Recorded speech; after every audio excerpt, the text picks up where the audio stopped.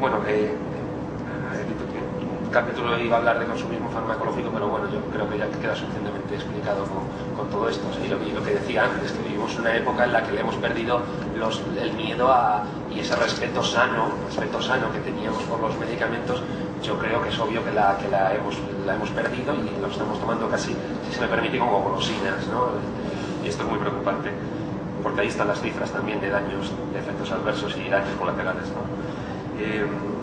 Otra de las consecuencias es el aumento del gasto público en medicamentos, que como sabéis no para de aumentar en los últimos años, y es cierto que se ha hecho un esfuerzo. El Ministerio de Sanidad último ha hecho un esfuerzo por reducir ese gasto farmacéutico y lo ha conseguido estabilizar, de momento creo en un 5,5 o 6%, pero de incremento anual. Con el consiguiente, o nos podemos también divagar un poco sobre esto, ¿no? Pero es curioso que Elena Salgado haya hecho unas políticas poco beneficiosas para la industria farmacéutica y no haya terminado la legislatura como ministra, ¿no? La hayan repuesto por otro ministro que tiene bastante contenta a la industria farmacéutica, ¿eh? Yo os doy esos datos, ya le digo que es muy aventurado decir esto colocan o quitan ministros, ¿no? Pero lo cierto es que ahora se empiezan a publicar el hartazón de la industria farmacéutica con respecto a Elena Salgado, estaban harta de ella, y también se publican lo contentos que están de momento con Bernat Soria, con el que parece que empiezan a entenderse, ¿no? Una de las cosas por dar un dato también concreto, que enfadó a Farmaindustria, o por las que enfadó Elena Salgado, es porque se está intentando que en España, con toda lógica me parece, se intente primar a los genéricos al principio activo, la receta por principio activo, que a los fármacos de marca. Ya digo que con toda lógica. Los genéricos son medicamentos que, como ya han pasado 20 años, ya han perdido la patente, son más conocidos, ya la fase cuarta de ensayos, que es la difusión entre la población, pues digamos que con 20 años hemos tenido tiempo suficiente para ver si han causado daños o no, o sea que, cosa que no puede presumir un medicamento de patente, que hay organizaciones como Public Citizen, por ejemplo, que aconsejan directamente no consumir medicamentos con menos de 5 años en el mercado, por esos problemas que puede haber, de que en 5 años considera esta organización que es un tiempo no suficiente para ver en masa cómo reaccionan en nuestro cuerpo estos medicamentos, ¿no?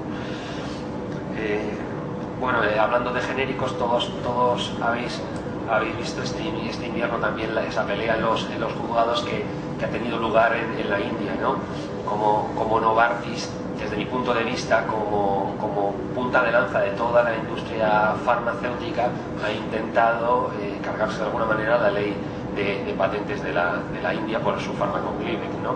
Es curioso, y que sepáis también el dato, afirmo que ha podido ser la punta de lanza porque curiosamente en ese momento había 9.000 medicamentos esperando una patente en la India, o sea que no solo es el capricho de un laboratorio de enfrentarse a un gobierno, ¿no? Y sabéis que ha vencido, esta particular pelea ha vencido el gobierno de la India, es una victoria bastante importante, ¿no? Porque si llegan a haber acabado con la ley de patentes, otros países, otras industrias podrían haber atacado las leyes de patentes que benefician a los genéricos en este tipo de países. En Brasil, en China ocurre lo mismo, y hay casos abiertos de otras multinacionales. Por ejemplo, sabéis que Merck se ha peleado con el gobierno de Brasil y ha salido derrotada también por el mismo tema, y por ejemplo Abbott está con otro antisida en Tailandia peleándose con el gobierno también y con sus particulares chantajes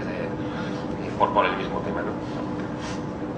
Y finalizamos con lo de la dulce crisis. ¿Qué es lo de la dulce crisis? Bueno, la industria farmacéutica, como ellos mismos reconocen, tienen un grandísimo problema que va a tener sus consecuencias, está teniendo ya sus consecuencias y las va a tener en los próximos años, y es que, como ellos mismos reconocen, insisto, no están encontrando fácilmente nuevos medicamentos que se vendan bien, ¿no? Por más esfuerzos que hacen, no están consiguiendo nuevos productos con la facilidad que necesitan para mantener sus enormes facturaciones, ¿no?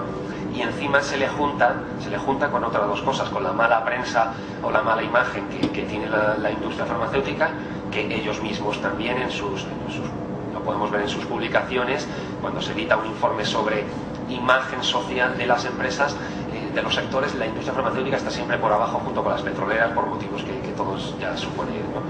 Y ya para finalizar del todo, efectivamente, un tercer dato importantísimo: entre el año 2010 y el año 2012, la mayor parte de las patentes de los medicamentos que más dinero le están generando a la industria ahora mismo se acaban, con lo cual la preocupación que les está entrando es muy grande. Si juntamos mala imagen con no encontrar nuevos medicamentos, con que se acaban las patentes de los medicamentos chollos, la crisis, desde mi punto de vista, está asegurada, y se nota esa preocupación entre sus filas, ¿no? Y bueno, si queréis, empezamos a un turno de preguntas o a comentar o lo que queráis. ¿Sí? Bueno, un tema que enlaza, yo creo, bastante con lo de enfermedades inventadas, control mediático de la industria y gasto farmacéutico de los estados, sería, por ejemplo, lo de la gripe del pollo. Sin existir esa mutuación de contagio entre humanos, la industria consiguió, con el apoyo de los medios de comunicación, de los que son accionistas, ¿no?, crear entre la sociedad esa alarma de que podía existir esa mutación, y vendieron un producto sin que existiera la enfermedad entre humanos. Creo que el gobierno español, han Salgado, compraron 2 millones de pastillas, se han vendido por millones, y es cierto lo que dices, pero además se ha publicado, la revista Discovery de Salud publicó un reportaje que me pareció especialmente bueno, analizando quiénes son los accionistas de Gillette, por ejemplo, que es la que tenía la patente del medicamento que luego vendió a Roche, ¿no?, y que es Donald Rumsfeld, ¿no? O sea que uno de los mayores impulsores del terror global hacia la gripe aviar, y justificadamente por lo que tú has dicho, ha sido el gobierno de Estados Unidos, cuando Rumsfeld, accionista y principal beneficiado porque se vendieran todos esos millones de dosis, estaba en el gobierno. ¿Sí? O sea, se ha publicado, y a mí me parece que estaba muy bien documentado ese reportaje. Luego otros han cogido el testigo y se ha seguido publicando sobre eso. Yo te quería comentar, ¿cómo sabes tú la gente que es víctima, que fallece por medicamentos adversos en los hospitales? ¿Cómo sabes? No te informan absolutamente de nada. Sí, o sea, es más, tienes que casi pedir... Es dificilísimo saber y bueno, y así todo, ¿no? La cantidad exacta es dificilísimo saberlo, porque obviamente una persona, aunque muera dentro de un hospital, es dificilísimo saber si ha muerto por el efecto adverso provocado por uso de medicamento, entre otras cosas porque si estás en un hospital lo fácil es que tomes varios medicamentos, y además no se sabe cómo interactúan varios medicamentos. Incluso aunque ellos sepan, yo estoy segura, la información a los familiares no te da ninguna visión. Bueno, efectivamente, o sea, eso es otro... la política es de taparlo todo, y bueno, sí, entiendo lo que quieres decir, ¿no? Que hay... y realmente es una... te ponen un telón ahí, y no tienes acceso ni a saber ni qué de mí. Bueno, sí, si pones denuncia te vas a tener al abogado, pides las historias, que hay cosas que también manipularán, ¿me entiendes? Pero así de entrada no tienes ningún acceso a ver qué complicaciones, o sea, cosas que además son evidentes, como aquí ha pasado algo, expliquen.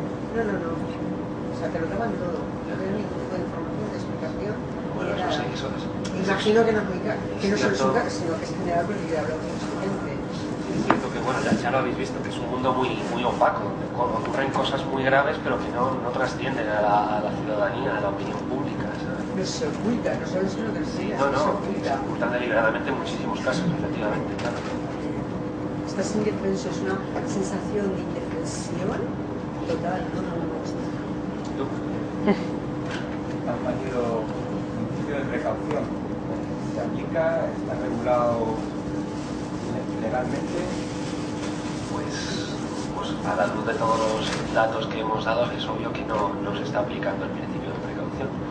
Pero además, yo que he investigado otros sectores, creo que estabas tú en la conferencia de ayer del lobby, hemos investigado el lobby de la telefonía móvil, o el de los productos químicos tóxicos, o el de los transgénicos, y muy bien por hacer ese apunte, que lo hubiera querido comentar ayer y no me dio tiempo, pero lo destacable es que ningún sector del que tenemos datos de que se está contaminando o haciendo daños a las personas, ninguno aplica el principio de precaución. El lobby de telefonía móvil, por ejemplo, como contaba ayer, ha conseguido colocarlos a todas las antenas y los aparatos, cuando existen informes rigurosísimos, muchos informes que hablan del daño a la salud, y como demostré ayer con la póliza aquella que enseñamos, ¿no? Y no aplican el principio de precaución, pero ni en ese sector ni en general en casi todos los sectores más contaminantes o más dañinos para la salud. Es absurdo que